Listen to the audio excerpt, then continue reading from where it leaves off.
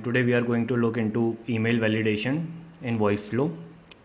I have a client which is an edtech company. So the students were coming to the chatbot and they were giving wrong emails. So I got the requirement from the client to add the email validation. So I did some research and I found Connor's video regarding the email validation tool. So they're about the zero bounds tool. So using this API, we can validate if the email is correct or not.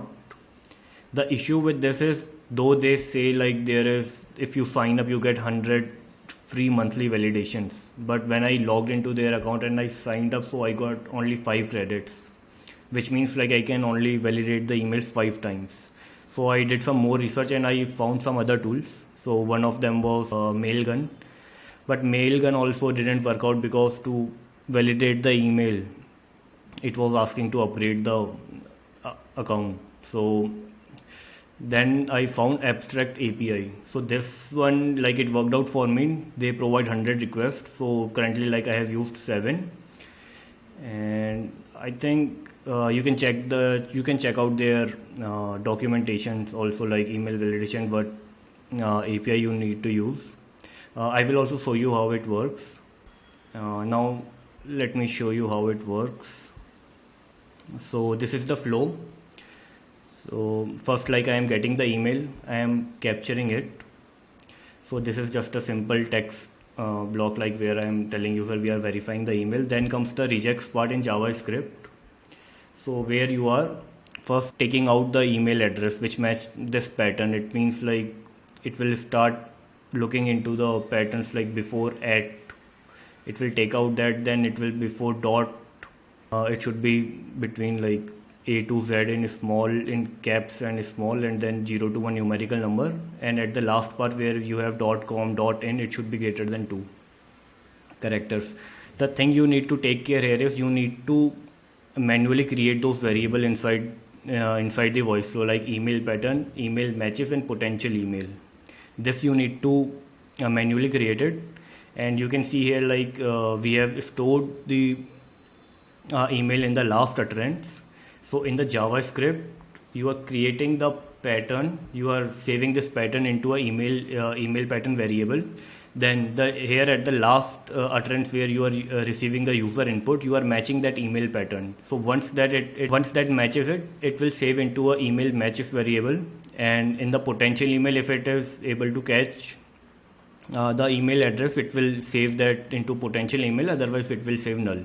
So you will have like only 2 outputs, which would be a email address or it would be a null. Then we are doing the if statement where we are checking the expression if the email is inside the if the email is there or not. If it passes this a pattern, like if the pattern is correct, then it will go to the next block, API block, where we will check the validation part. And if the format is itself correct, so it won't go to the API block, it will go to the invalid email block, which is nothing but an else statement.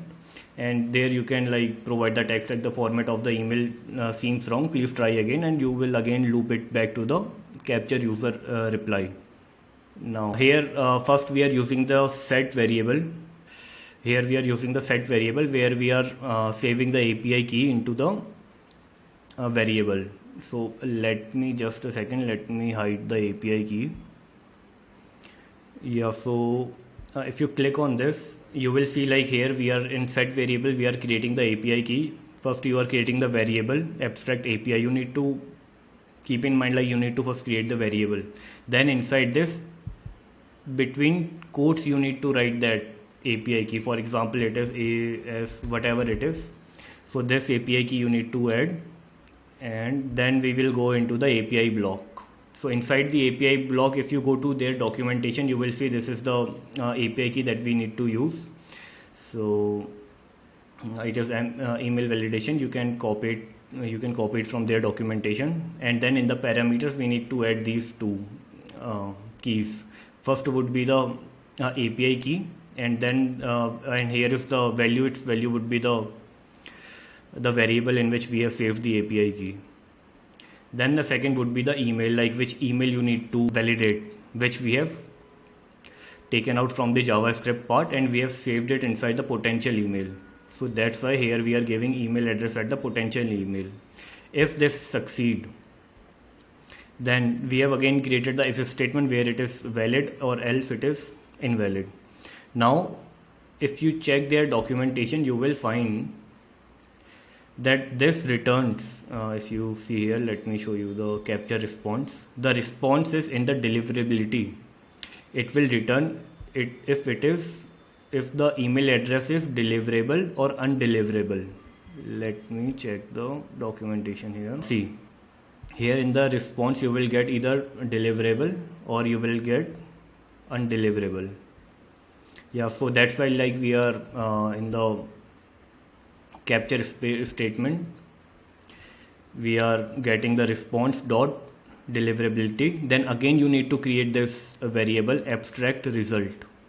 Inside this we are going to save the status of this, which will be either deliverable or undeliverable. So now if this abstract result is deliverable, then only it is going to save the condition, means it's going to pass the statement, and you are going to set the user email as potential email. Now as you can see, like I have used the fail statement also. I am setting it to the set user email because there is a use case here, like it is a possibility that my credits gets expired. So in case the credit got expired or my 100 request got expired, so here we are already checking the reject statement, like the pattern that the user has given, it is correct.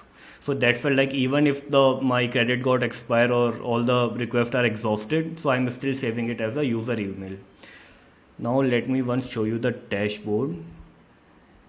So this is the dashboard. Like when you are signing up, you will go to this try it out section, and here like you will find the API key. So there is only one API key, that's why like I am not able to show you the try it out section. In try it out you will find your API key, and as in the pricing you will see like there is a free plan, and I have exhausted 7 out of my 100 requests. Now let me show you the demo of it.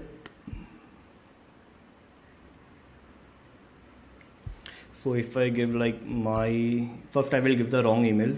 My email is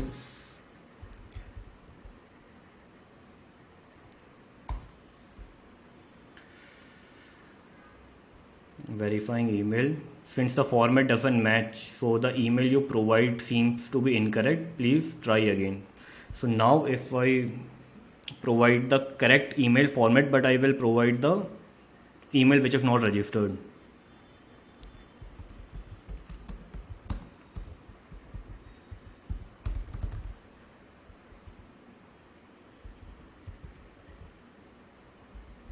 Now the format is correct, but this email is not registered.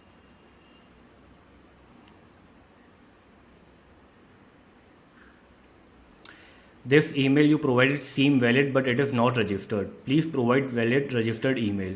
Now if you will check the dashboard, so I had 7, now it should, if I refresh, it should go to 8 or 9, because one time I did.